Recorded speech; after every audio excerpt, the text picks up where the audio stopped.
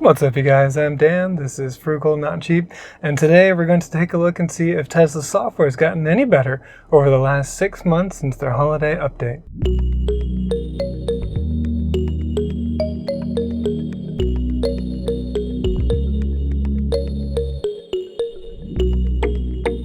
So if you've seen my holiday update video, you'll know that I really wasn't very happy with a lot of the changes that they made. And I'm not saying that the software was completely terrible, but certainly it had some issues that need to be addressed.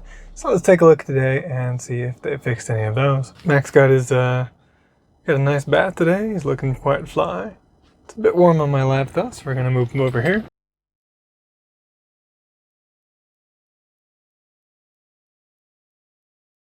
First of all, to let you know that we are running here software version 11, 2022.12.3.16. So I just got this updated relatively recently. It says as of May 13th, but I think I actually got the update pushed a little bit later than that. In any case, it's been, about 6 months since the holiday update. So let's try to play some music here and see what happens. So yeah, I'm gonna just turn the music down here because it's all likely to get me copyright striked or what have you. But play a little ATB, and if we go up to the pinnacle and go over to media, where is media? That's the other direction. Alright, great. So we have the album art showing up here.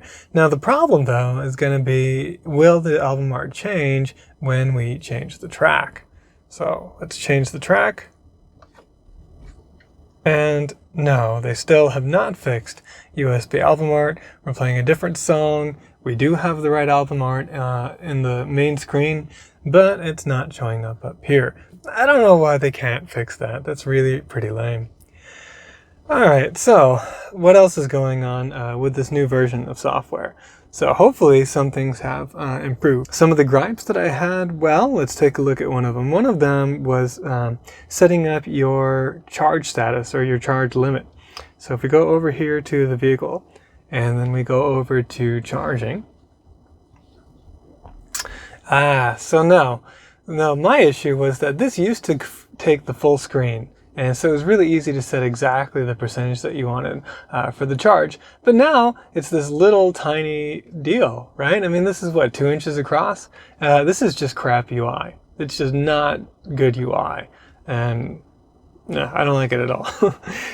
In fact, a lot of the buttons here, at least for a portrait orientation screen, they're just not that big and they're kind of hard to hit compared to the way that they were before. And so that's definitely, in my view, a regression.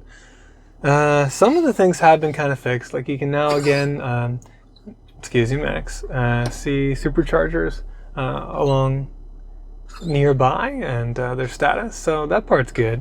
And I can't remember what else they kind of hidden on this screen, but it was all kind of dumb.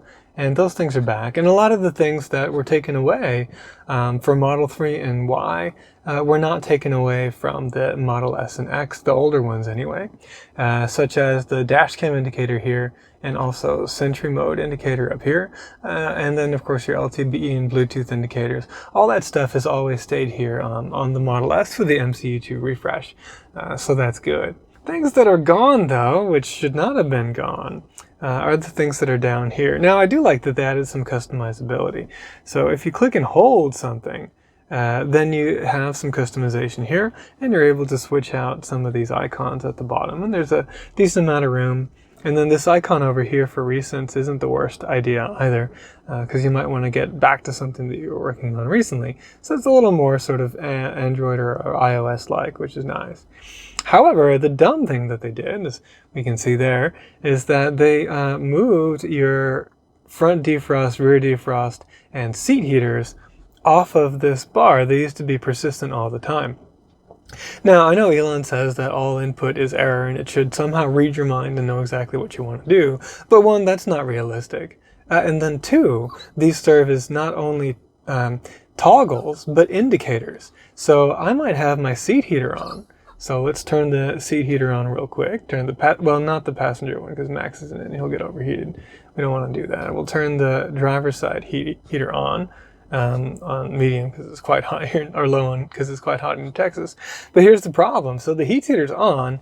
There's no indication that that's going on and that we're wasting energy heating up the the seat when it's 83 degrees outside, right? So this is just stupid UI design. This is very bad and should be fixed.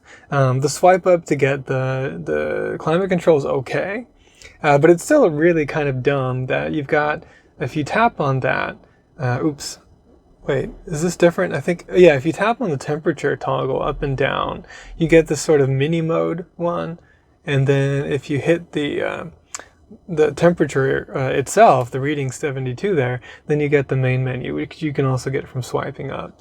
So, I don't know. I've never been a fan of these sort of quick menus because it's just as many taps as it is to get the main one. So I don't really see how that's anything useful at all.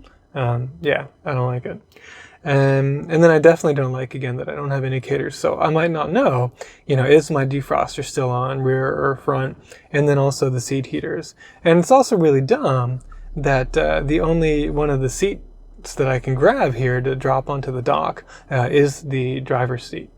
So yeah, and then also there's not enough room to put everything that we'd want. Like, let's say I want now to put the defrost. Let's see how much we can fit down here. No, see, it kicked out the other ones that I had. So you're still only limited to 5 icons. And, we're not going to need these here in the summer. But man, I would like to have those things persistent on the UI generally because, well, they're useful and they're also indicators. Like someone might have turned something on, a passenger, and then I won't know later. So that's no good. And then generally you can see that the button size is now smaller, right? So that's not very good either. What else is going on with UI? Well, the browser still blows. I don't mean for this to be a really negative video. Elon's recently talked about this in an interview, that the browser is worse than an iPad from like 5 years ago, or I think he said it was on par, but it's certainly worse. I mean, this is rubbish. It's basically unusable, right? It takes forever to load. A lot of times it just crashes, and it's pretty much junk. Other stuff is pretty good. The USB playback in general, though, is junk. It takes a long time to load the USB. It never continues playback when you get back in the car.